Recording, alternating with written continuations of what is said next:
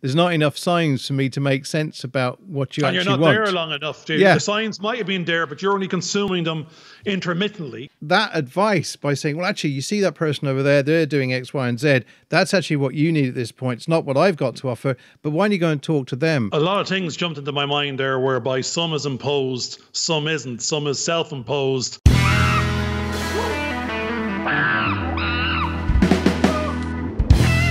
Yep, that should be good. I think I hit the mic twice.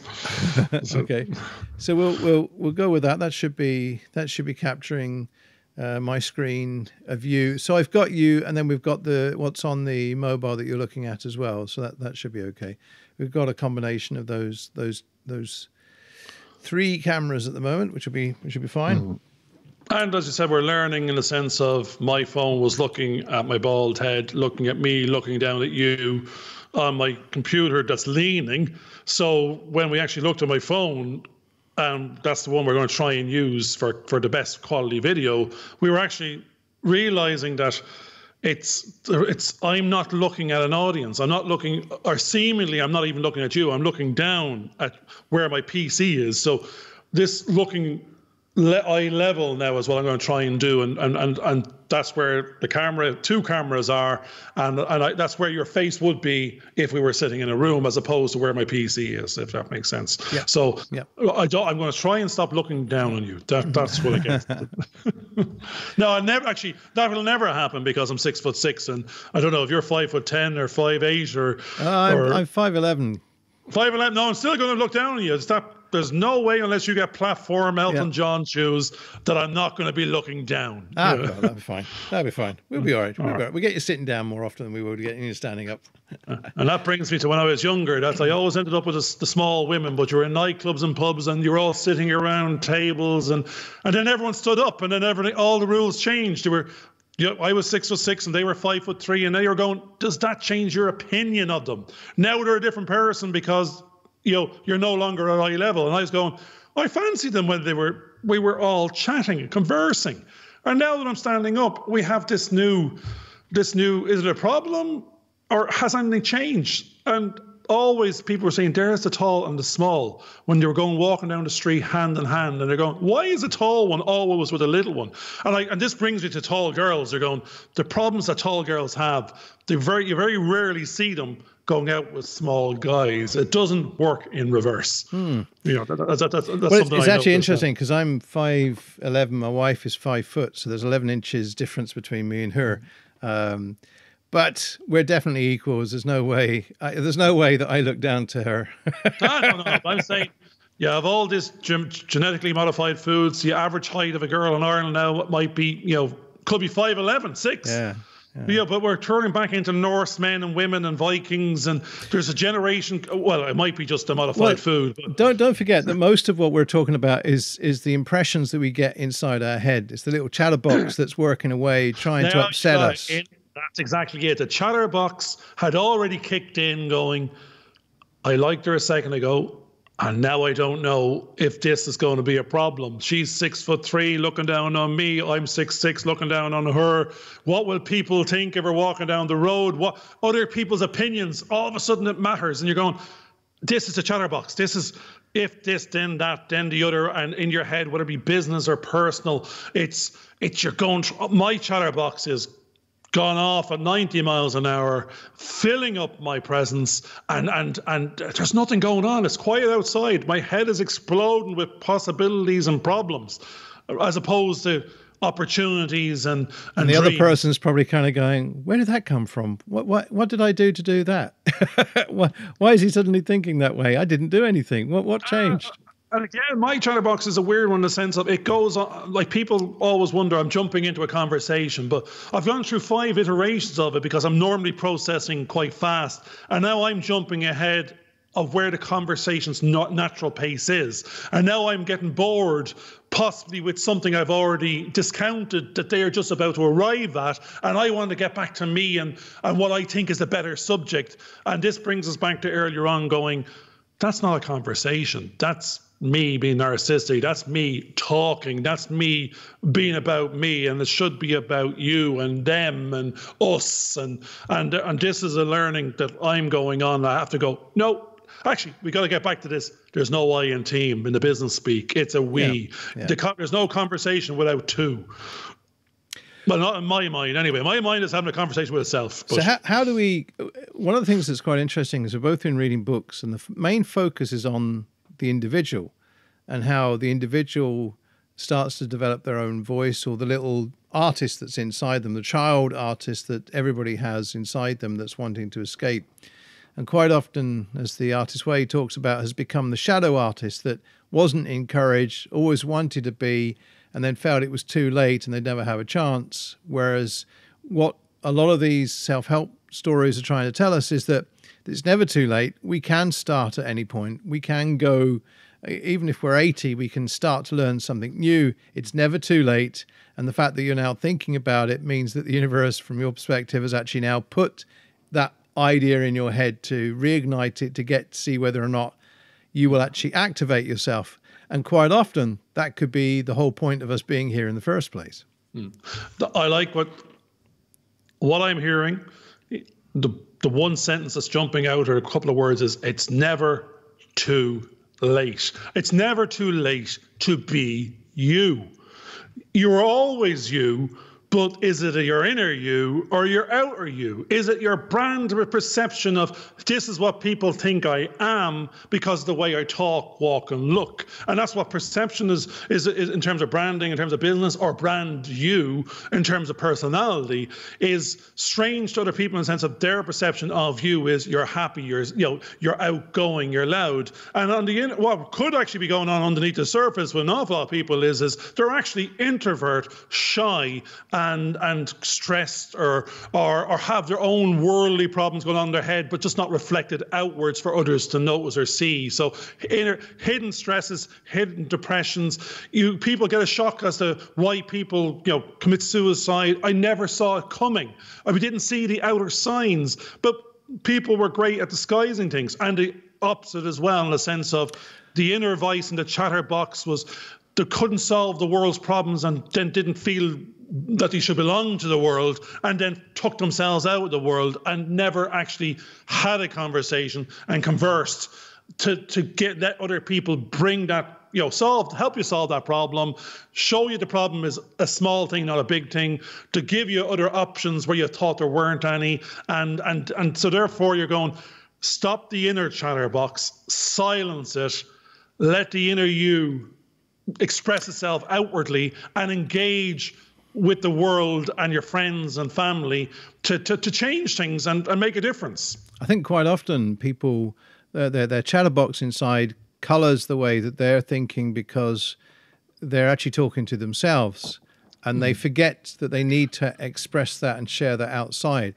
And quite often the reaction from other people is, well, I didn't actually know what you were thinking. You didn't tell me, and I can't guess because there's not enough signs for me to make sense about what you actually want. And you're not there long enough, dude. Yeah. The signs might have been there, but you're only consuming them intermittently because you're not there all the time. Or you're focused on something else because that's something else is what's important for you at the moment that you need to get done. Your inner chatterbox. Everybody's running around with these things on autoplay. Actually, some animation film there, I can't remember the name, but you'll probably remember. But it's all the little guys working the eyes and the mouth and the body inside the head, and this is your inner you, and the voice or the brain telling the hand to do this and eat that. And so I actually associate with that. I'm going, in my head, my inner me, the real me is my inner voice, but my inner voice doesn't have it hasn't expressed itself outwardly. I don't believe anyone actually knows the real me, because the rest is a facade. It's what's required. It's the suit for work. It's not to shut up and put up. It's conform. And it's a form of avatar, isn't it? It's an avatar that's been created either for you by the company you now work for, or by the perception of what society thinks you should be. You never get to show the real me. And that becomes an obstacle because if you can't show the real me, how does anybody get to know you properly? And that's the fear that's holding people back. And what they need to do is to start, and we all need to do the same thing, is to start to express those ideas, either verbally or writing things down or whatever, to express ourselves in those ways, which is why art becomes so important, which is why music becomes so important, because people use those means to at least allow people to know what they like, and hopefully they can share their lives with others. I'm thinking, well, when you said Avatar, what popped into my mind was Avatar. Is it Steven Spielberg or yeah? Or oh no, it's James Cameron. James Cameron. Sorry, Stephen, or the other way around. Sorry, James. But in terms of the Avatar, just taking the body being taken over by the soul of the individuals being transferred into this body, then go meet the natives and converse with them and learn their ways, and then fall in love, and then is this individual falling in love with this avatar, this external body, or the internal soul, you? That's actually it's an alien. So your soul transcended the alien avatars and bodies and vessels to unite with another soul. So then you start wondering, these vehicles, these bodies, the avatar you. What is the avatar you? Is this body our avatar, and it's the avatar to the inner chatterbox or the inner me, and therefore I don't look like this. In my mind, I said this before, I see myself as the 18-year-old me. I see myself more like my son now at 15, 16. That's what I look like when I'm not looking like in the mirror. When I'm going down an escalator that has a mirror, I get a fright because I see my dad looking back, and I go, that's not me. That outer body no longer represents how I visualize myself. Now, the visualization is interesting in the sense of all these books we're talking about are going, how do you visualize the successful you? How do you visualize? What does that person look like? How would he act? How did he dress? What are they doing? How are they talking? Who are their friends? What are they doing? What are they looking? And this is where you can become that. There's a false one where people go off and become a Barbie doll and get injections and try to become some sort of stereotype of what's expected or accepted. But inside everybody is this is the avatar you at the moment, external, whatever you're doing at the moment. But the inner you, the soul, the body, the personality, even though it's blocked by chatterboxes and it's how do you let you out, and what do you actually look like? Does that make sense? It does. One of the things I was kind of thinking about as you were talking about that was that quite often, if we are too worried about the perception that others have of us, and we then start to conform and create an avatar that we think is acceptable to them. But and that means we're looking inwards constantly as opposed to looking outwards. But if we start to think more outwards and start to look at the way we can interact with the world and stop worrying about what we are, because quite often people accept us for who we are. And if we change too dramatically from their perspective, it's not maybe quite the person that they thought. Well, I'll stop you there for a second and just jump in, because the weird thing there is, have we actually put the suit on and toned down the real you to fit this bunch of friends and people of what they can consume and accept, and a quiet you, a shy you, someone that's been talked over, like talked over or put down, where we all want our inner voice and we want the real me and you to come out. And if we're with the wrong friend group or in the wrong job type, that's the problem, not you. Yeah, and I think that's the key, is that it's basically, people will put up with stuff because they feel that they have to. But if they started to realize, well, actually, I don't have to put up with this. I can change my life for how I see I want to actually move forward. Again, it can take you until you're, as we are now in our 50s, to realize that actually we don't have to put up with the rubbish. We don't have to be the slave that the system wants us to be. We can now start to open up and interact on our own terms, more so than what has happened in the past, where we've been subservient to a system that is constantly going to keep us as a subservient person, as opposed to maybe rebelling against that kind of system. Because each company that you work for, whether it's a small company or a massive great corporation, it's still a system that somebody set up. It's not perfect. It has its pros and its cons. And if you and what you can learn through your younger years is how each of these types of systems work. And then later on, you can go off on your own and start to develop your own system. It again, if you're open to, if you're more open to what the world is, you can listen to what other people have to say. So listening, we talked about before, is an important part of it. That can help you to make your mind up. And it means that you're not imposing your will onto others, but you can gain advice that you can filter through to see which you think is most appropriate for your current situation, and then adapt it as you feel fit to the way you want to pursue things further. Well, a lot of things jumped into my mind there, whereby some is imposed, some isn't, some is self-imposed, some, like, there's certain freedoms, there's people have choice.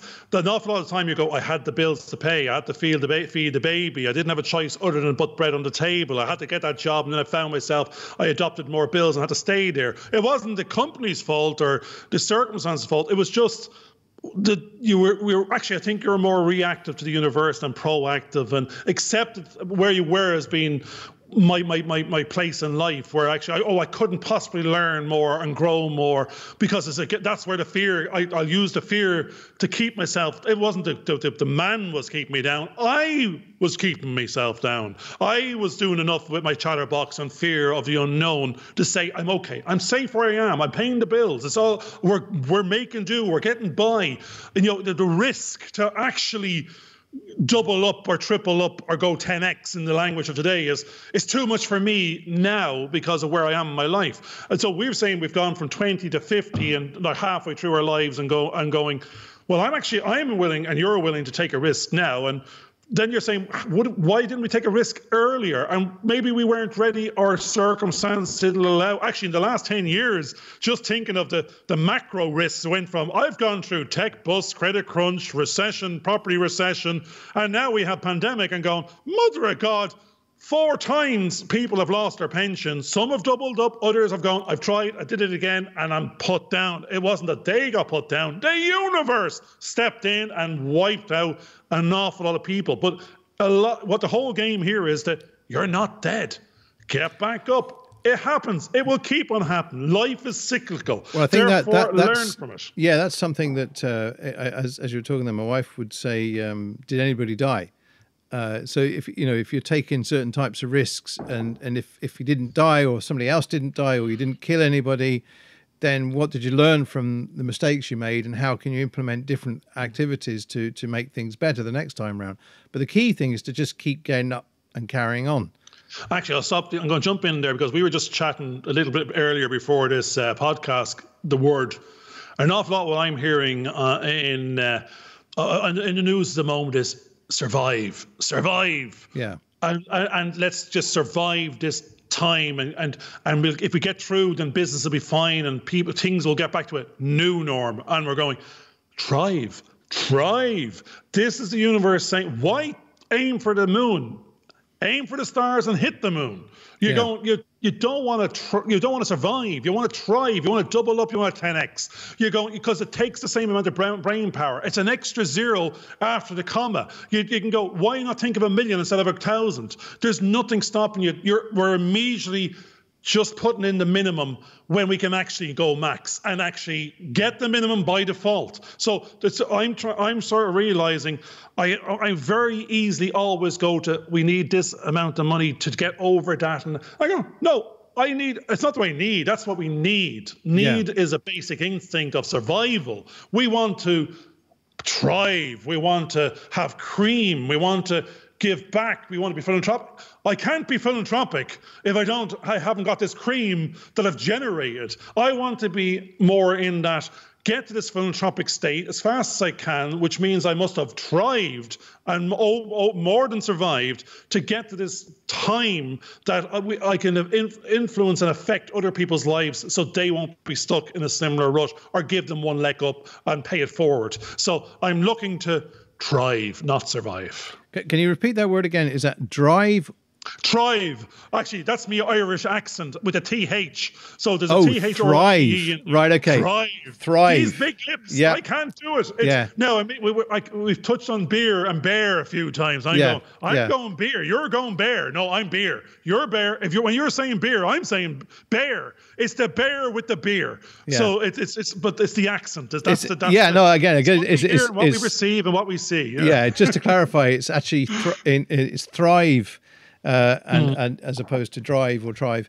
Thrive And I think that's the thing. We want to thrive. Prosper. I think is Yes. an alternate word. Prosper in the endeavors that we're making, because we're putting the energies into it.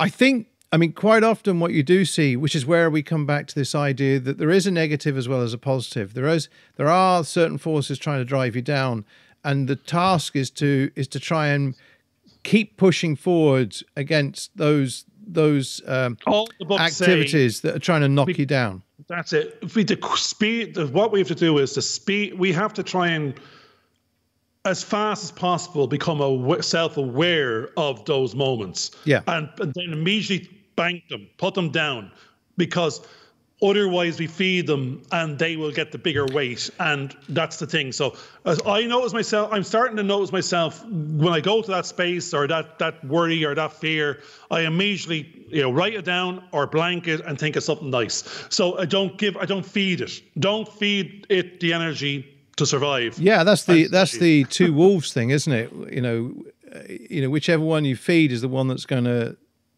keep you alive. The other one you don't feed will either come and bite you, and you have to remember there are a couple there. But I think that's an important thing, because once you recognize that there is, I mean, so many people are so positive. We talked about the bear the previous time, but they're so positive that they can't work out, well, why is it that I don't seem to be achieving? I'm keeping positive, but they're not recognizing the other side's having a go at them as well.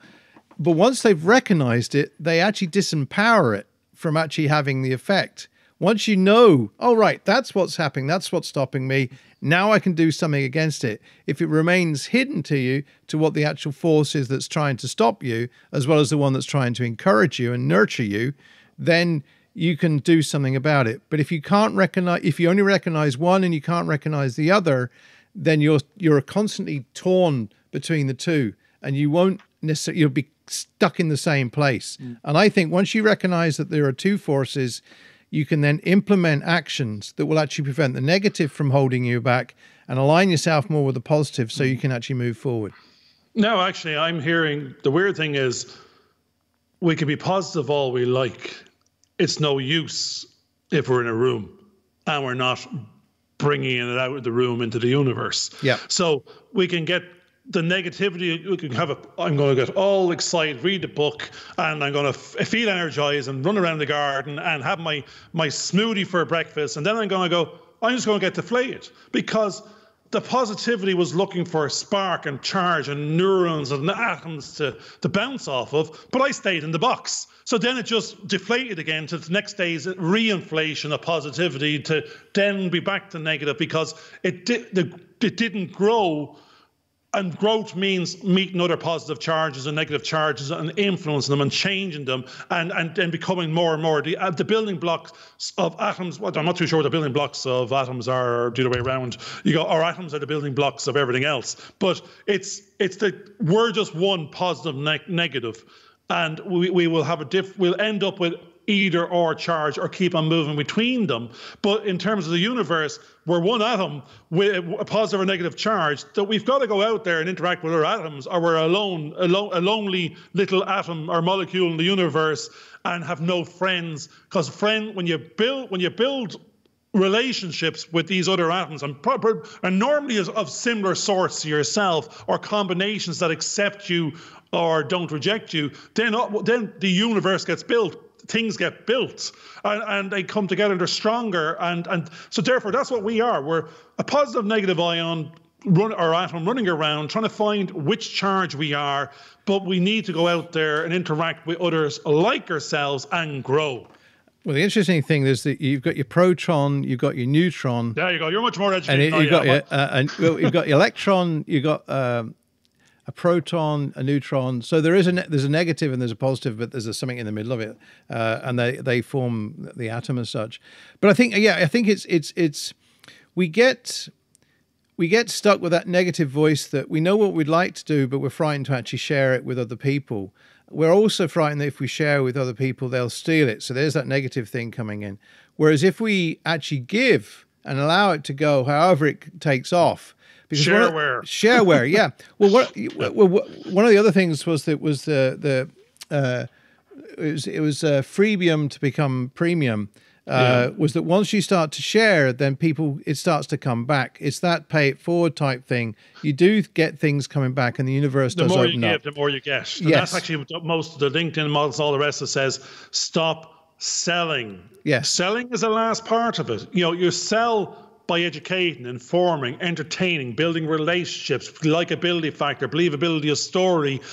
The sell will come out of it. If you go to hard sell, and that's what all of these platforms are saying, stop selling to me. Stop saying hello. You haven't even said hello, and you're already trying to force down my throat some 3 packets of something at X price. I go, I don't know you. I wasn't looking for it. I didn't ask for it. You're consuming my time. This is my time on this planet. Get out of my face. You're gone. Yeah. You could have been the nicest, brightest. I probably want that product next week, but this is about relationship generation, valuing other people's time like your own, and going on a journey together to inform of who you are, of why people might like something or want something, entertain them, and then ultimately give them something for their time, and then let them make their own decisions up in their own time and get back to you. And if they don't want it, they don't want it. They're informed, they're aware, they like you. Yeah. So you've got a good chance of being picked versus someone that didn't do that. So that's a bit of a journey we're on the moment. We're going, hello world, this is George, this is Garvin. We like chatting about life, the universe, and everything. Absolutely. That's the starting point. And then we'll take it from there. Well, one of the things is that as you build relationships, quite often you can see how a need that somebody else can be fulfilled by a third person. So you can actually, and that advice by saying, well, actually, you see that person over there, they're doing X, Y, and Z. That's actually what you need at this point. It's not what I've got to offer, but why don't you go and talk to them? Then if you keep doing that, they'll kind of go, wow, that was really good. Actually, we need something from, if you could help us with this now, then you suddenly become, a commodity that they can use. Information is power. And that information, you may have it, but you're not going to use it. It's valuable. It could be valuable to someone else. And actually, that's what testimonials and the whole testimonial platform and referral platforms were based on.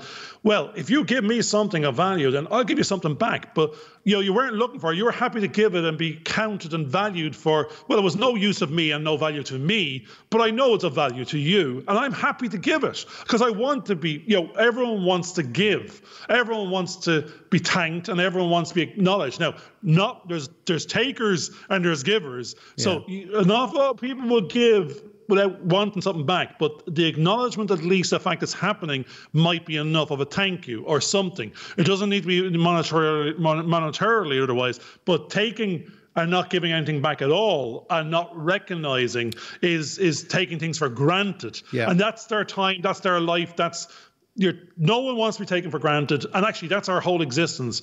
If no one knows we're here, then people might think they were taken for granted, but they hadn't asked anybody and no one even knew that was the case. That was in their own head. The opposite does also happen where people constantly come to you and then expect more and more of you and take you for granted. And they haven't actually given you your worth. And they're not recognizing that what they're doing is basically taking advantage of you. And I think that's happened quite a few times. But again, it's where you can take some action. You can take actions and then prevent that from happening. And I think that becomes an important thing. And that's back to the conversations we were having was this is a journey we're asking everyone to go on is to get to the stage whereby you value the inner you, the external you. You value your time. You don't let these thieves of time, be it events or people, take from it. If you don't value it, they certainly won't. But if you do, you'll recognize that when it's coming around you. That's going to take doing the washing. If I spend you always see this on LinkedIn and all the rest of it. Get a cleaner in for 20 quid an hour, 15 quid an hour. Get them to do that. You go off and do your 100 quid an hour job. You've provided employment. You didn't do the thing you did want to do. You've done the value thing instead. The problem is an awful lot of people don't break those pieces up and go, oh, my time is better spent over here, and why? And I'm happy to spend this money, this cost over there, because it's not a cost. It's actually the best investment because it gives me back this time over here to do what I value more. So, but it's this playoff of awareness then goes, we want a gardener, you want a cleaner only for a few hours a week because you don't like doing those things, and they are going to take the time you had left, which is your premium time, and you value the event the least, and that time the most, and you're doing the wrong thing. I think the issue then comes back to, again, is that most of these problems have happened because the person at the center of that situation hasn't voiced what their needs and wants are. And if we could get used to expressing what we want and what we need, then other people can give us ideas or hints about how maybe we can best go about it, and we can collectively find a solution as a team. And I think that is an important thing. And we should. Sorry. Yeah, I was thinking that that would be a good place to kind of end, I think, this session, because I think we've probably reached our 30 minutes or so. We're 30 minutes. Well, it just reminds me again of walking around the garden with my daughter, in the sense of she's saying, what does she want to do in college? And she doesn't know. And back to what we're saying, I still don't know what I want. I'm Bono. I don't know what I'm looking for. Yeah. I know what I'm not looking for anymore. I found my voice. No, I've found a voice, and it's loud, and it's not acknowledging you and others as much as it should. I found my voice, but as they say out there, I need to find 4 ears to go with it. I need to listen. Next. But the voice is important, because until you've actually vocalized or established a voice in writing or in some form, or art or music or whatever, then people won't know what you're about. And that's the key point. Yeah. This is back to the bear in the woods. If I have a voice and no one is listening, do I have a voice? Yeah. That's an interesting one. It's not being heard. But we've already established that once you vocalize what your wishes and desires are to the universe, or God, or whatever you want to perceive that entity to be, actually does respond back. And quite often they're waiting for you to ask the question. And quite often the problems that a lot of people have is because they haven't actually asked. They haven't asked. We don't know what we want. We haven't asked. Actually, sales, they always say most of the salesmen out there are the worst salespeople out there, never actually asked for the sale. Yeah. They sold the product, they sold the idea, they sold the information, but they walked away without asking for the sale. Yeah. So that's what I'm hoping on go. Finding a voice with you and your help. Together, we want to find an audience. We want to be heard and possibly listened to, and an action come out of it.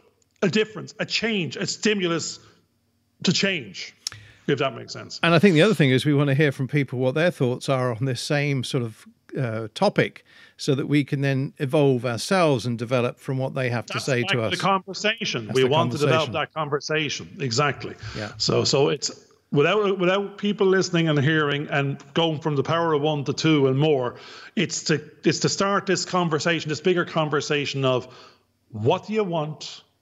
When do we want it? I don't know what the last piece was, and how are we going to get it? It's all the what, why, where, when, where, how, why. But it's back to the same thing. What do you want? And if you know what it is, let's just go get it. Let's just do it. Let's go get it. It's now. So thank you very much, everybody, for watching and listening to this show this week. And we look forward to seeing you again. If you haven't done already, please subscribe, click the notification bell, and we'll see you soon. Bye for now. Hope you enjoyed this video. Please subscribe and click on the bell for notifications.